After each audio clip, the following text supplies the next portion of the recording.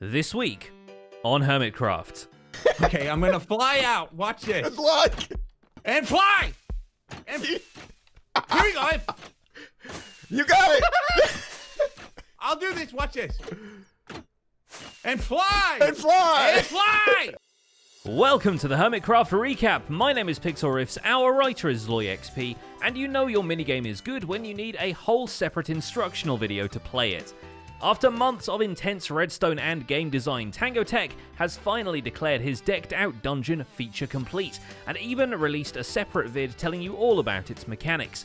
Naturally, fans will have to hold on to that for quite a while before they can have a go, but the Hermitcraft members are already itching to jump in. I can just hear the screams now. Exactly how the deck building dungeon crawling collectathon hidden under the Commercial District will affect the life of the server, only time will tell. But for now, let's take a look at all the events and mishaps that occurred on the Hermitcraft server this week. And not having bad times. No, we're having all good times here. And Starting with Tango, or rather Bdubs, who he hires on to finish up the decorations of the dungeon, to deck out the halls, if you will. After all, it'd be a mighty disappointment if the giant Ravager head led into a boring-looking basement. Which, you know, it doesn't. Tango did a swell job making it look pretty on his own, but it never hurts to throw a little Bdubs on it, especially when his prices are so affordable these days. Whole ore? Yeah, that's a valuable one. I have stacks on stacks. How many you want? Do you really? Yeah! Interiors are Bdubs' bread and butter, no more so than this week, where in addition to decked out, he also decorates the inside of his new Stargazer's shop. But this is more than just a soothing lobby leading to a capsule hotel, it's got an Ender Pearl teleportation system built in, and Bdubs' patented redstone, TM, will transport you back to a bed just as night falls. Which leads us to the shop's other selling point. He hints at a grand prize for anyone who uses the shop to sleep the night away faster than he can. Boom. Right before nighttime. Perfect? Am I perfect? Yes, I'm perfect. I'm flawless. I couldn't be better. But he's not done with interiors yet, returning to the Upside Down and making a start on the mansion interior with an epic nether portal fireplace and a walled-off hoglin stable. It's generally a good call to work inside at the Upside Down since the outside is being continuously bombarded by ghast fireballs. Well, not for too long. Good Times with Scars starts the first ever service in the area, the Ghastbusters initiative. As the name suggests, these industry professionals will be busting ghasts, with the implied consequence that it will feel good. To that end, Scar extends an emergency fire station from the ceiling of the Upside Down, where a ghast is seen in a second-story window and another one is hanging right out of the ceiling at the bottom. Plot twist, it's the same ghast, just a really long one. it looks like we missed some scaffolding, but you can see the ghast poking through there. But yeah, absolutely love it. And I think those eyes, watch the eyes. Watch the eyes. It's always watching you. While that's going on, his mayoral will is enforced in the right way up by Enforcer Cubfan, and enforced quite successfully at 61% of the shops now compliant with road access codes. It would be more impressive if Cub didn't own like 30% of the Monopoly board himself.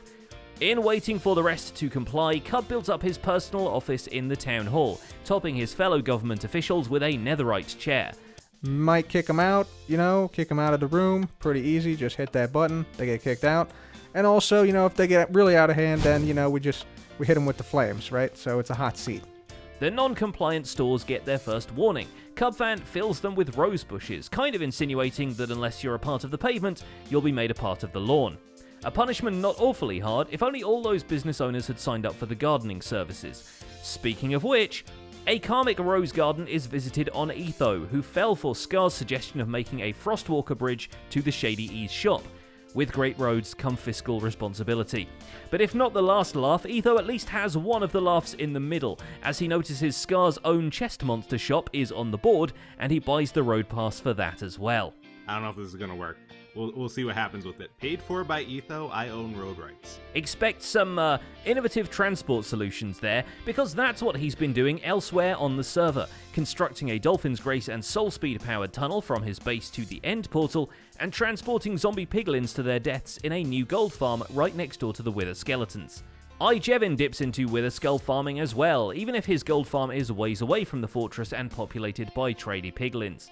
Luckily, the update left him with very little finagling necessary for a wither farm, as long as you ignore the thousands of buttons he has to place in order to spawn-proof the rest of the Goliath fortress. Funny thing, he'd be done with that already, but the guy ran out of buttons, of all things. So there's some things that we still need to mob-proof. Looky. Mumbo could also use a little spawn-proofing in his storage room, but creeper incidents aside, the place comes together splendidly well and aesthetically on theme with the rest of his megabase. It all goes more smoothly after he realizes he can just buy the blackstone instead of risking pouring lava on himself. Does this mean the storage system is done? I mean, I know that we've got these chests right here. They're going to stay until I actually work out where the items go, but the actual build is done. He hasn't forgotten his endeavours elsewhere, returning to the industrial district for the inaugural launch of his melon and pumpkin farm, and checking up on Grian's base to see if the challenge chickens have made themselves at home. I'm also a tiny bit embarrassed by the fact that Grian actually has a sorting system before I've got one. I never thought I would see that day happen. Luckily, we now have a surefire way to find out whether someone is a chicken thanks to Azuma's new minigame of the same name. The challenge here is to fall as close as you can to a block of lava at the bottom of the chute without chickening out. The progress is marked by the lighting lamps on the side, and to win, you'd have to reach the lowest non-lava block without being set on fire.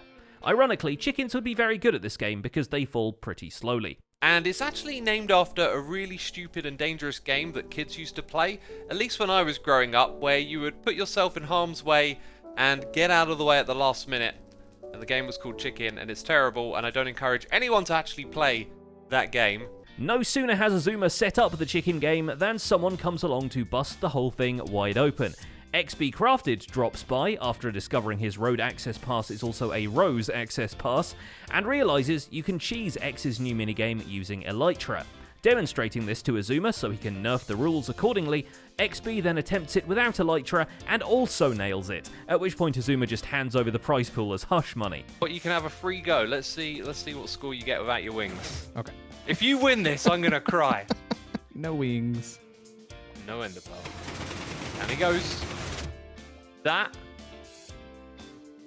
Did you get set on? What just happened? Did you get set on fire for a split second? Nope. What? I need an instant replay.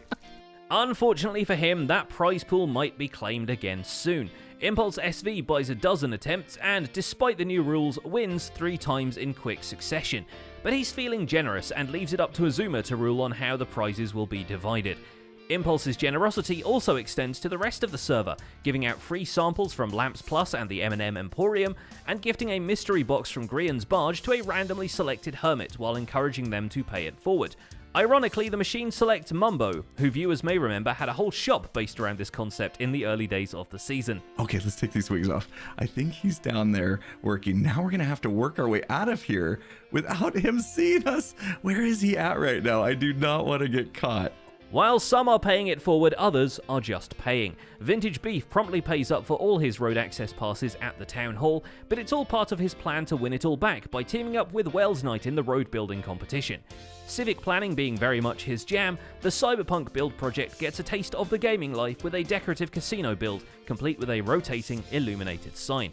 The top there is lit up. I forgot to put a roof here, but I did put a roof up here, guys. Check it out. Look at this. Hey, we've got a roof.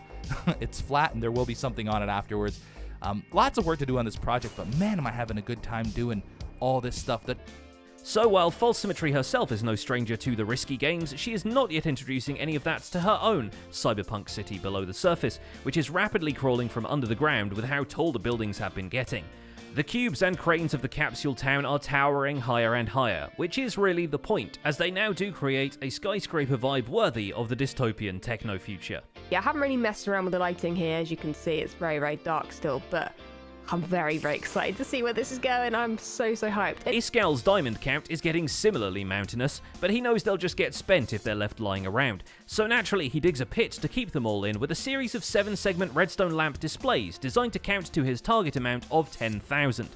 Satisfied that his new child can successfully count beyond just 10, he builds it a diamond block surround while it tallies all the other valuables. And it's a good thing he's got so many diamonds because road tax hits hard on this server. I have 1, 2 prime slime. Who's named my shop? Or is there another slime shop that I don't know about? Once the diamonds are processed, they all get stacked up in the central vault of the tree. He is, of course, used to burying treasure at this point. Speaking of which, to incentivize the hermits to invest into the Treasure Island game, he adds some iron shovels into the mix with much higher durability than their gold counterparts. And finally, there's Joe Hills, who is sent on a treasure hunt of his own when a mysterious sign informs him that all his wine has been abducted. If you want to see your wine again, you'll need treasure. I'm guessing based on the voice, it's either false or stress. Following the instructions to the letter, he digs up the crushed grape blocks after a brief detour to Beef's cyberpunk town, then returns to his chief ambition of bothering Zombie Cleo. The lack of sticks has become a bottleneck for crafting more armor stands, so Joe sets up a bone meal spamming bamboo farm. Originally powered by a dog riding a minecart, he later gives the faithful hound a more stationary pressure plate and makes some upgrades to his bone meal farm to keep up with supply. But in search of the more blazy kind of sticks, Joe runs into a fortress which already contains Impulse and Tango's blaze farm, so he settles for taking out a few naturally spawned blazes and returns to the winery to make the potions that give you more than just a headache. And that's about it for this week's recap. Our writer is LoyXP, and my name is Pixel Riffs. In the End Screen Theatre today, our writer is working on his next big lava warship, so go watch him build a bigger boatyard before he gets a bigger boat. Don't forget to leave a like while you're here, and subscribe so you won't miss future recaps. Thanks for watching, and we'll see you next week.